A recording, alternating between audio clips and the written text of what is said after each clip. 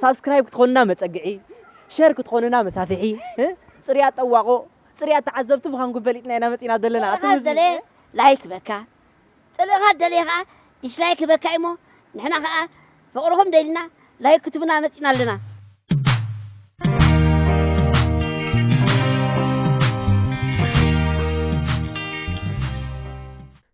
سلام تخاتلت ألولي انترتينمنت أبزل لكم وسلامكم نمنا كم تلمود شير لايك سابسكرايب بمقبار مدواتنا نابكلو نخباصح دقفكم أي فلينا حجون صار سايكفال ترجمنا مع ولا ناس مات بوتات إترا حزنا لكم مسئنا لنا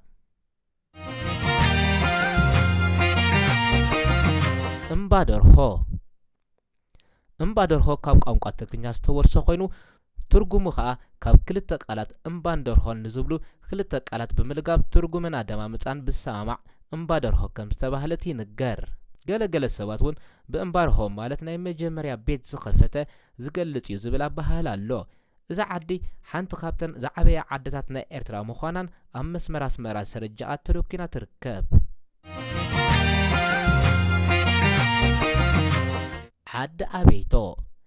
ዓዲ ኣቤቶ ካብ ቋንቋ ትግርኛ ዝተወርሰ ኮይኑ ትርጉሙ ኣብያቶ ማለት እዩ ቀደም ዘበን ኣብኡ ከብቲ ሒዞም ክቕመጡላ ብዙሕ ግዜ ፈቲኖም ክሰማምዖም ስለ ዘይከኣለት ዓዲ ኣብያቶ ካብ ዝብል ቃል ዝማዕበለ ከም ዝኾነ ይዝንቶ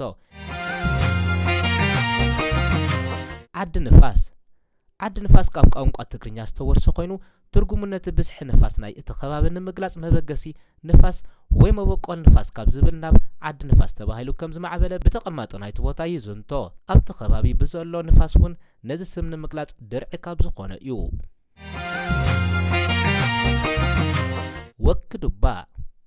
ወክዱባ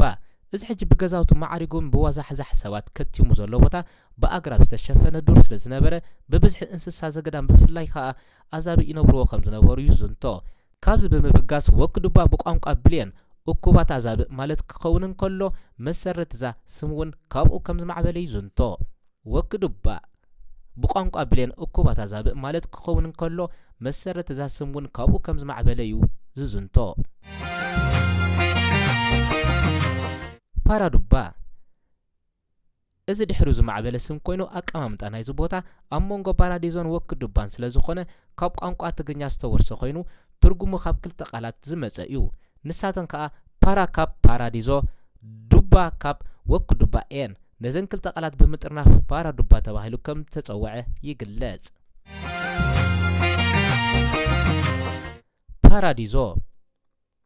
ፓራዲዞ ብቋንቋ ጣልያን ገነት ማለት እዩ መመንጨዊ ንፋስ ማለት እዩ እዚ ቦታ ቀደም ዘበን ብምኡዛት ኣግራብን ዕምባባታትን ዝተሸፈነ ስለ ዝነበረ ክሊማኡ ኣዝዩ ምቹእ ብምንባሩ እዮም ገነት ኢሎም ዝጽውዕዎ ዝነበሩ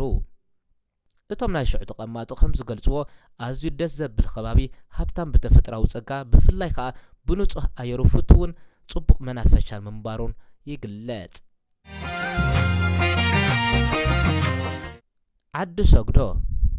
ዓዲ ሰግዶ ካብ ምንታይ መጽያልኩም ተሓስቡ ክብራት ተኸታተልትና እስከ ኣብ ኮመንት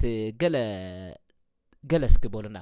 ካብ ሰጉዶ ዶ ተኸውን ካብ ቦሎ ደርቦ ዶ ተኸውን ንኽቲ እስከ በሉኑ ናብ ትርጉማ ዓዲ ሰግዶ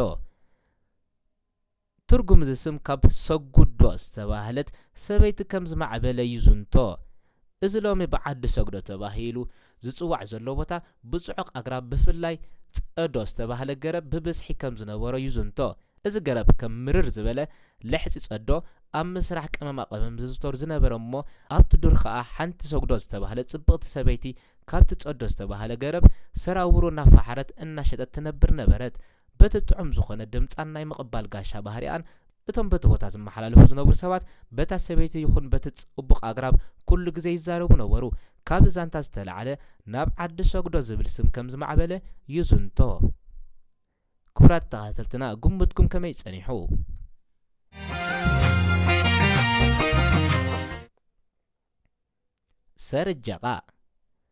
ሰረጃቃ ሓንቲ ካብተን ንኡሳን ዞባታት ዞባ ማእኸል ኮይና ኣብ ቀንዲ መስመር ኣስመራ ከረን ሸነኽ ሰሜናዊ ምዕራብ ኣብ ኣስታት 20 ኪሎ ሜትር ትርከብ ሰረጃቃ ሽሕ እኳ ኣብዚ ግዜ እዚ ዳርጋ ኩሎም ተቐማጣት ትግርኛ እንተኾኑ ቀዳሞ ዝነበሩ ስም ዘውጽኡላ ግን ቢልየን እዮም ሰረጃቃ ናይ ቢልየን ቋንቋ ኮይኑ ትርጉሙ ድማ ሳራ ጃኣቋ ኮይኑ ብልዑ ስተዩ ተኸደኑ ማለት እዩ እዚ መበሊኦም ምኽንያት ኣብቲ ቦታ ዝነበረ ቁሪ ኣዝዩ ስለ ዝበርትዖም እዮም ኣብ ባህሎም ንኸምዚ ዓይነት ቁሪ በሊዕካን ክዳን ኣርጊድካን ከም ዝምከት ክገልጹ ስለ ዝደለየኦም ካብዚ ብምዕባል ድማ እዩ ሰረጃቃ ተባሂላ ክሳብ ሎሚ ትጽዋዕ ዘላ ደቂ ሰብ መበቀላዊ ኣበጋግሳ እዛ ስም ካብ ቋንቋ ትግርኛ ኮይና ትርጉሙ ድማ ደቂ ሰብ ማለት እዩ ከምኡ መበሊኣ ምኽንያት ቀደም ዘበን ዝዓዲ ኣብቲ ከባቢ ዘለዋ ዓድታት ብዕድመታ ዝገደመት ብምዃና ኣብቲ ከባቢ ዝሰፍሐ ዝርግሐ ነበራ ንመጀመርያ ሰባት ካብቲ ከባቢ ኣብዛ ዓዲ እዚኣ ክሰፍሩ ስለ ዝጀመሩ ናይ መጀመርያ ሰብ ሰፈርዋ ብምባል ደቂ ሰብ ኢሎም ክሰሚዋ ከም ዝጀመሩ እዩ ዝንቶ ምስ ግዜ እቲ ኣደማምፃ ካብ ደቂ ሰብ ናብ ደቂ ሰብ ከም ዝማዕበለ ይንገር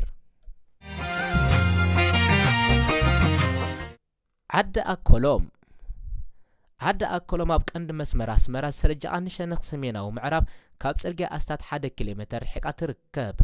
ዓዲ ኣኮሎም ብስምቲ ናይ መጀመርያ ተቐማጢኣ ኣኮሎም ዝተባህለ ሰብኣይ ክጽዋዕ ከም ጀመረት ይዝንቶ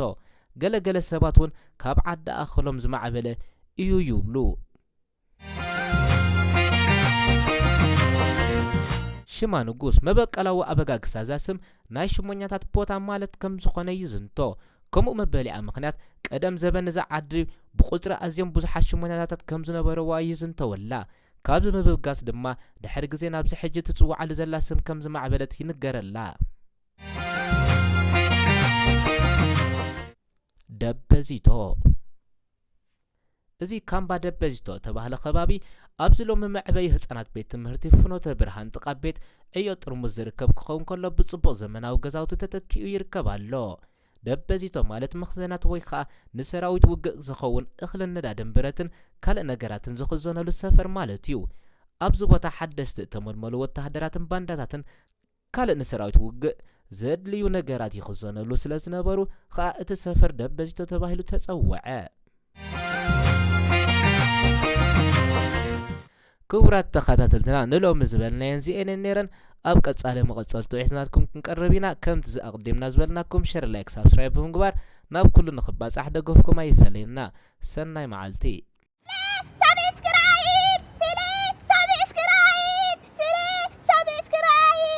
ሳብስክራይብ ክትኾኑና መጸግዒ ሸር ክትኾኑና መሳፍሒ ጽርያት ጠዋቆ ጽርያት ተዓዘብቲ ምዃንኩም ፈሊጥና ኢና መጺና ዘለና ዘለ ላይክ በካ ጽልኻ ደለኻ ዲስላይክ በካ እሞ ንሕና ከዓ ፍቕርኹም ደሊና ላይክ ክትቡና መጺና ኣለና